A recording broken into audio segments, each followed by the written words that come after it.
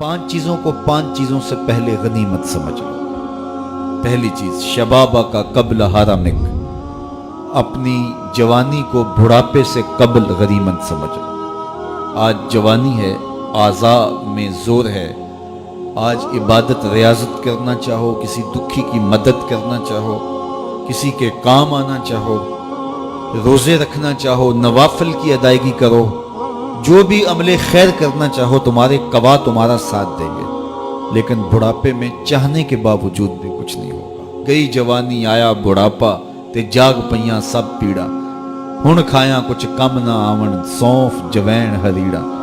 تو آج موقع ہے، جوانی کے لمحات ہیں، ان جوانی کو راہ خدا پہ ڈال دو۔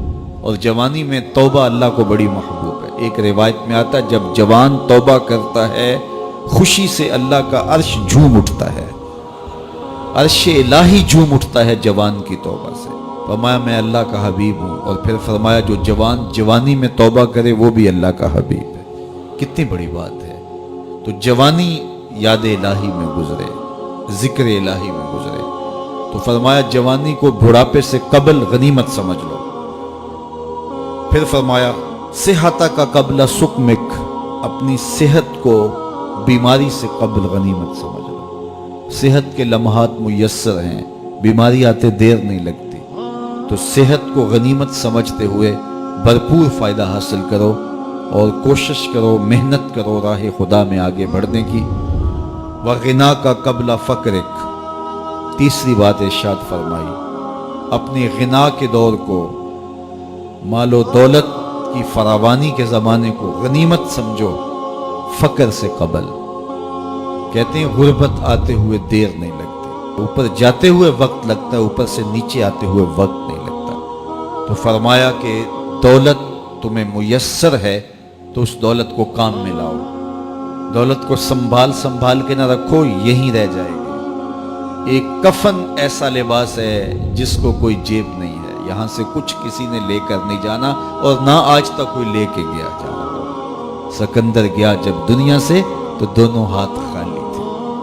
تو اصل وہ ہے جو ہم ساتھ لے کے جائیں گے۔ میرے حضور نے فرمایا، ابن آدم کہتا ہے مالی مالی مالی، میرا مال میرا مال۔ فرمایا اس کا مال وہ ہے جو اس نے کھایا یا پہنا اور پرانا کر دیا یا اس نے آگے بھیج دیا۔ فرمایا باقی اس کا نہیں ہے، یہ اس کے وارثوں کا ہے، وہ کفن بھی میلا نہیں ہونے دیں گے کہ بانٹ لیں گے۔ تو فرمایا غنا کے زمانے کو غنیمت سمجھو فقر سے قبل۔ چوتھی بات ارشاد فرمائی، فراغت کے لمحوں کو مصروفیت کے وقت سے قبل غنیمت سمجھو۔ آج فراغت ہے، بہت کچھ کر سکتے ہو، گزرتے لمحات کے ساتھ ساتھ کندھوں پر ذمہ داریوں کے بوجھ بڑھتے چلے جائیں گے، پھر کرنا بھی چاہو گے فرصت نہیں ملے گی۔ تو فرصت کی گھڑیوں کو غنیمت جانو۔ پانچویں چیز ارشاد فرمائی، وحیاتک قبل موتک، اور اپنی زندگی کو موت سے قبل غنیمت سمجھو۔ آج زندگی ہے، چلو بیماری صحیح، اعضاء مدمحل صحیح، فراغت نہ میسر صحیح، دولت نہیں صحیح، کوئی بات نہیں ہے، اس کے حضور آنسو تو بہہ سکتے ہیں، اپنے گناہوں کی معافی تو مانگی جا سکتی ہے، جس طرح بھی بیٹھ کر کے لیٹ کر کے اس کے حضور عبادت کا رنگ تو اختیار کیا جا سکتا ہے۔ وضو نہیں ہو پاتا، اعضاء ساتھ نہیں دیتے، تیمم تو ہو سکتا ہے، لیکن ایک وقت آئے گا یہ سہولت بھی چھن جائے گی، یہ فرصت بھی باقی نہیں رہے گی۔ بندہ حشر کے دن جب پھنسے گا تو پھر کہے گا مالک ایک مہلت دے دے، دوبارہ دنیا پہ جاؤں، سجدے سے سر نہیں اٹھاؤں گا۔ تو حکم ہوگا نہیں، وہ وقت بیت گیا، تجھے فرصت ملی، وقت ملا، جوانی ملی۔